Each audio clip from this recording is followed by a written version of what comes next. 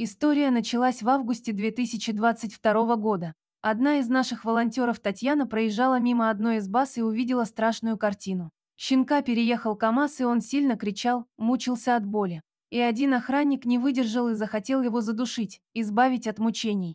Он затянул ему на шею какую-то веревку и стал душить, но щенок вырывался, никак не хотел умирать и боролся за свою жизнь. Татьяна отобрала щенка и увезла в клинику, где ему ампутировали лапу.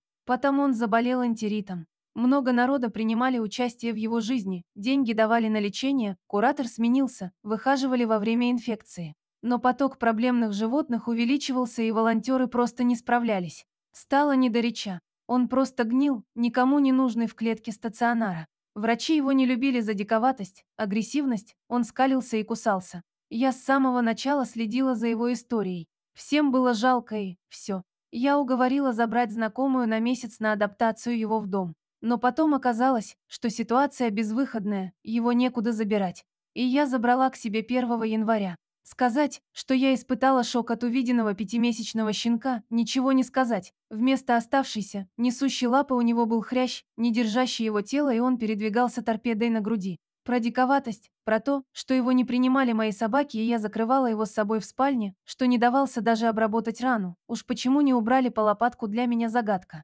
И просто вынести из квартиры его было невозможным, это вообще отдельная история. Я проревела все новогодние праздники. И еще полгода была в отчаянии, так как элементарные вещи приходилось делать с особым изощрением, психологические проблемы были очень тяжелые и неожиданными в такой массовости.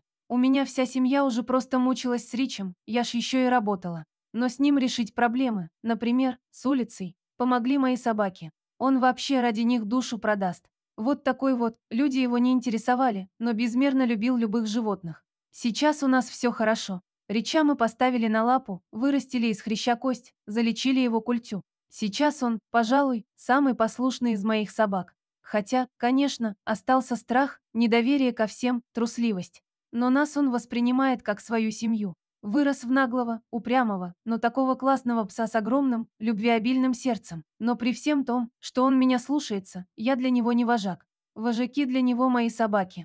Вот такая история. Сейчас даже не верится в те полгода ада. И впереди у нас еще разные проблемы со здоровьем. Но деваться нам некуда. Это наша собака. Это наш член семьи.